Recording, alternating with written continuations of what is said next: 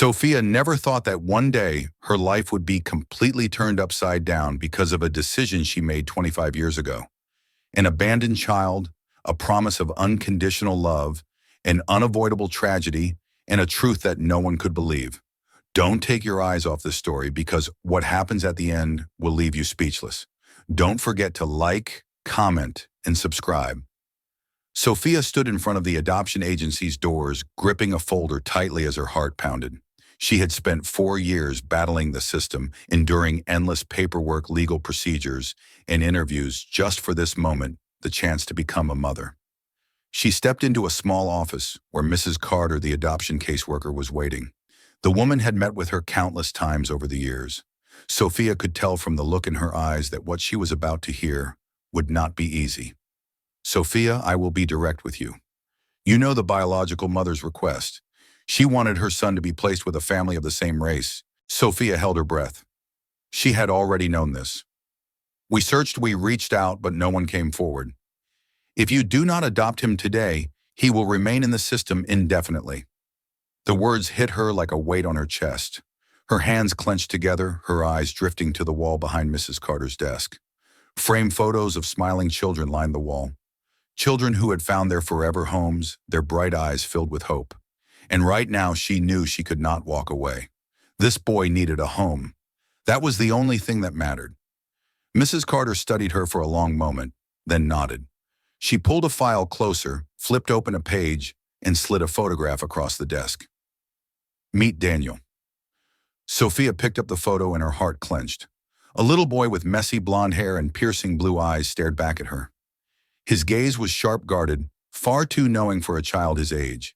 He looked fragile but not weak, not the carefree innocence of childhood, but the kind of resilience that came from too much rejection, too much loss. He has been in and out of foster homes, Mrs. Carter continued. No one has kept him for more than a year. He is quiet, withdrawn, and does not trust easily. Sophia felt something tighten in her chest. How could a child so young already know what it meant to be unwanted? We can finalize the paperwork in a few weeks, Mrs. Carter said. But I need to know, are you ready for this? Sophia looked down at the photograph again. If she said yes, she knew it would not be easy. This boy had been abandoned before. He would be slow to trust, reluctant to believe this was real. But she had fought too hard for this moment. She was not going to turn away now. She looked up, her voice steady. I am ready. 2 weeks later, Sophia stood outside a small foster home, her heart racing. This was not the first time she had seen Daniel, but today she would be taking him home. When the door opened, a kind-faced woman, his foster mother, smiled at her. He is inside. Come in.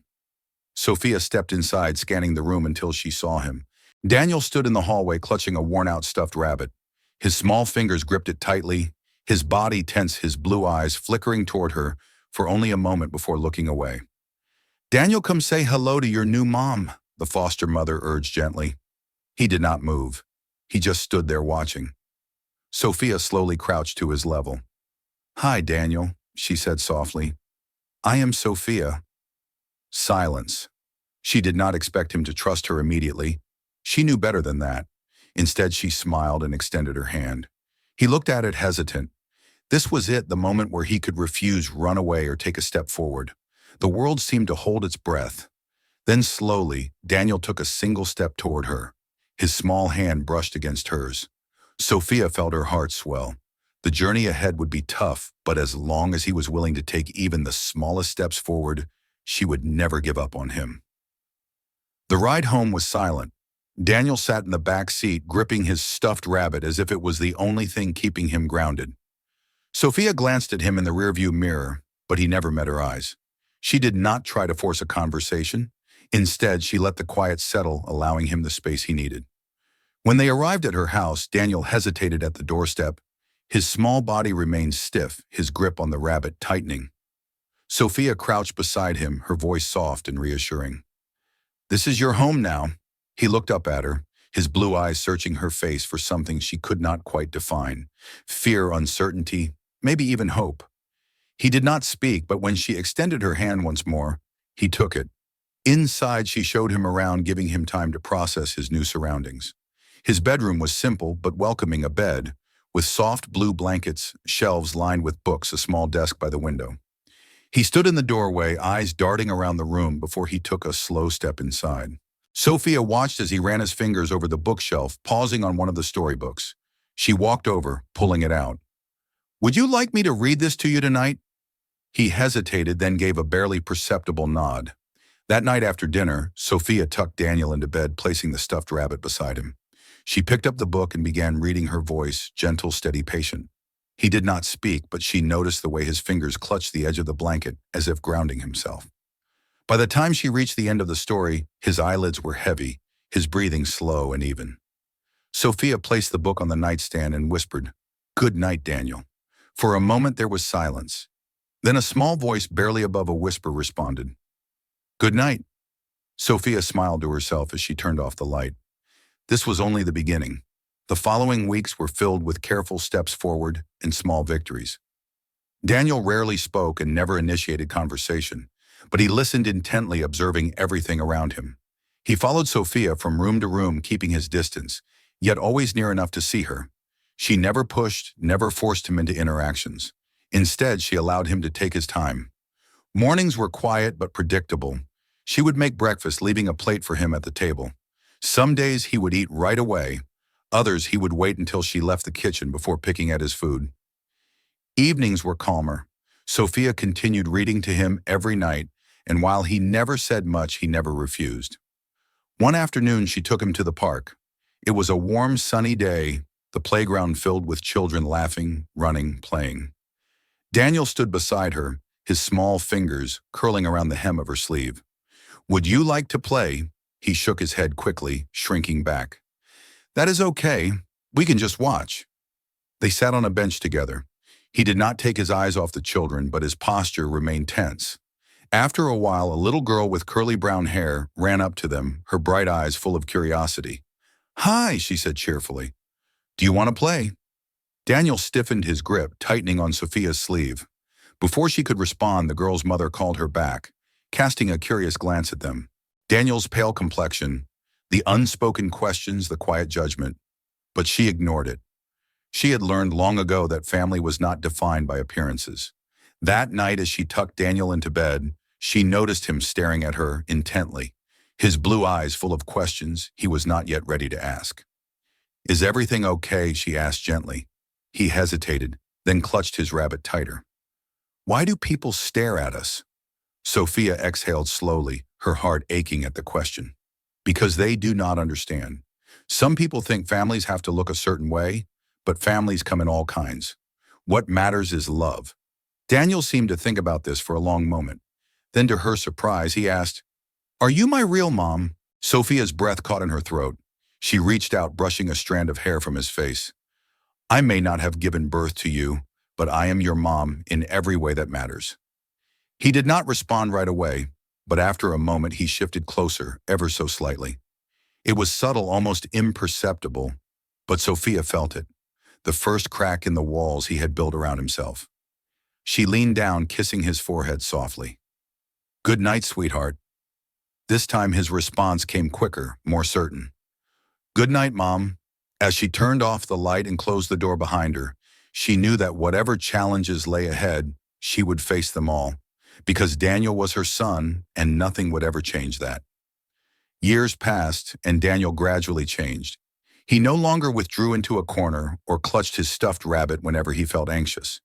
Instead, he started opening up, speaking more, and most importantly, he began to trust. Sophia never pressured him. She understood that love could not be forced. It needed time to grow. Each day, she patiently waited, always by his side, always ready to show him that he would never be alone. One day when Daniel was 8 years old, he walked into the kitchen while Sophia was cooking dinner.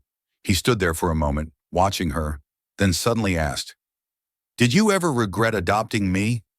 Sophia paused, turning to look at him, surprised by the question. She set the spoon down and knelt to his eye level.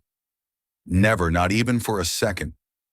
Daniel studied her carefully, as if searching for the truth in her eyes. "From the moment I saw you, I knew you were my son. Nothing will ever change that." He was silent for a moment, then, unexpectedly, he stepped forward and hugged her tightly. Thank you, Mom. Sophia held him close, her eyes burning with unshed tears. This was no longer the frightened little boy who had once curled up in a corner. This was her son, and he was finally beginning to trust that he belonged. The following years passed in the blink of an eye. Daniel grew into a smart, calm, and perceptive young man. He still had the habit of observing everything around him, but he was no longer withdrawn. He had friends, hobbies, and slowly found his place in the world. When Daniel turned 17, Sophia fell ill. At first, she thought it was just exhaustion, but the persistent fatigue, the constant headaches, and the dizzy spells forced her to face reality. When she went to the hospital, the doctor delivered devastating news. She had end-stage kidney failure. Without a transplant, she would not survive. Daniel sat in silence as he listened, his mind racing. He looked at his mother, saw the calm expression on her face, but he knew she was hiding her fear. "We will figure this out. I'll be fine." But he didn't believe her. The next day, without telling her, he went to get tested. When the results came back, he discovered he was a match. That night, he sat in front of her, his voice firm. "I'm going to donate my kidney to you." Sophia immediately shook her head. "No, you're not. I won't let you do that." "You don't have a choice, Mom. I can save you. I want to do this." Sophia looked at her son, seeing the determination in his eyes. She knew there was no changing his mind. Daniel was no longer a little boy. He had grown, and now he was ready to protect her the way she had always protected him. After several tests, the doctors confirmed that Daniel was a suitable donor. The night before the surgery, they sat together on the couch, flipping through old photo albums. "You've always taken care of me, Mom. Now it's my turn to take care of you." Sophia held his hand, squeezing it gently. "I love you, Daniel. I love you too, Mom." The surgery was a success. They both recovered quickly. Daniel refused to leave the hospital, staying by her side until the doctors allowed her to go home. One afternoon, as Sophia sat by the window watching the sunset, Daniel walked over and sat beside her.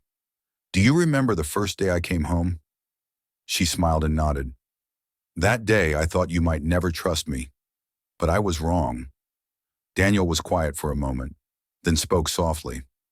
"Back then, I was afraid you would leave me. Now I'm not afraid of that anymore." Sophia turned to look at him, her eyes filled with love. "Daniel, I will never leave you."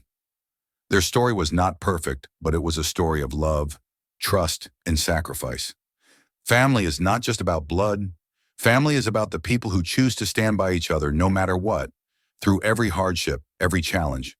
What do you think about this story if you were Daniel? Would you be willing to do the same for the person who raised you? Have you ever felt that family is not just defined by blood, but by love? Share your thoughts in the comments.